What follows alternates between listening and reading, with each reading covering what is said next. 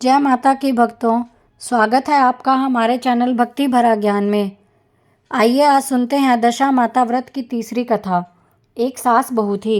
एक दिन सुबह सुबह सास ने बहू से कहा, जाओ आग लाकर भोजन बनाओ, बड़ी भूख लगी है। बहू हाथ में कंडी लेकर आग लेने गांव में गई। उस दिन गांव भर में दशा माता की पूजा थी, इसलिए किसी के यहाँ भी आग नहीं मिली। वह खाली हाथ लौट कर आई। शाम होने पर पड़ोसन के पास जाकर बोली, मेरी सास तो दशा माता का डोरा नहीं लेती, परंतु अब की बार मैं डोरा लेना चाहता हूँ। मुझे पूजन की विधि भी बता देना। दोबारा जब डोरा लेने का समय आया तो बहू ने सास को बिना बताए दशा माता का डोरा ले लिया। 9 दिन वह किसी न किसी बहाने पड़ोसन के घर जाकर कथा सुनती रही। 10वें दिन उसे चिंता सताने लगी कि अब मैं पूजा कैसे करूँगी। मन में ही मन दशा माता का ध्यान धर कर सोचने लगी कि आज सास कहीं बाहर चली जाए तो मैं शांतिपूर्वक पूजा कर लूं। दशा माता की कृपा से सास बहू से बोली, मैं आज खेतों में जा रही हूँ, यदि मुझे आने में देर हो जाए तो तुम मेरे लिए खेत पर खाना ले आना। बहू के मन की मुराद पूरी हो गई। वह तो यही चाहती थी। उसने सास से कहा, आप निश्चिंत होकर जाइए, मैं घर का सारा काम निपटा लूँगी।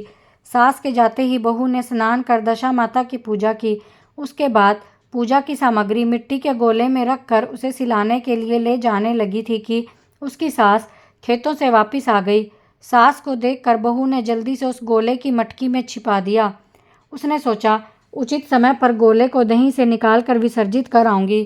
सास ने आते ही बहू से कहा, तुम मुझे खाना देने क्यों नहीं आई, अब तक क्या कर रही थी? बहू ने कहा कि आज मैंने सर के बाल धोए थे, उन्हें सूखने में देर लग गई, इस कारण भोजन बनाने में देर हो गई।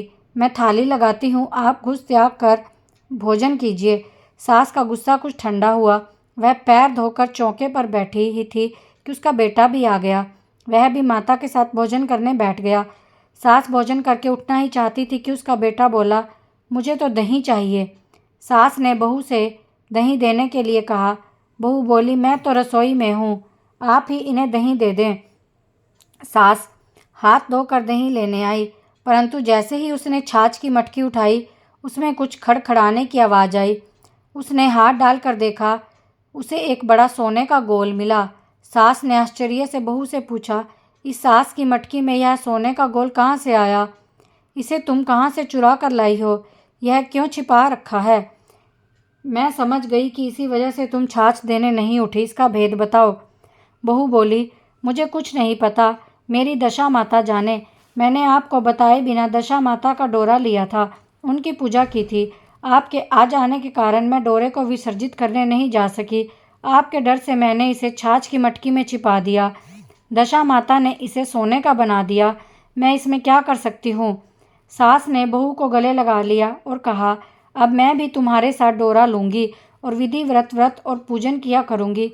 हे दशा माता, जैसे तुमने इनको दिया ऐसे ही सब भक्तों पर अपनी कृपा करना और सब भक्तों की बुरी दशा को अच्छी दशा में परिवर्तित करती रहना। जय माता की। दोस्तों, आप सब मिलकर मेरा इस चैनल को आगे बढ़ाने में योगदान दें, जिसके लिए बस आपको हमारे चैनल को सब्सक्राइब करना होगा और नोटिफिकेशन पर क्लिक करना होगा, जिससे आपको हमारे चैनल में आने वाली हर कथा की नोटिफिकेशन मिल जाएगी। और मेरे इस चैनल को ज़्यादा से ज़्यादा अपने दोस्तों और रिश्तेदारों में शेयर कीजिए और मेरे इस चैनल के सब्सक्राइब करने में मदद कीजिए। धन्यवाद।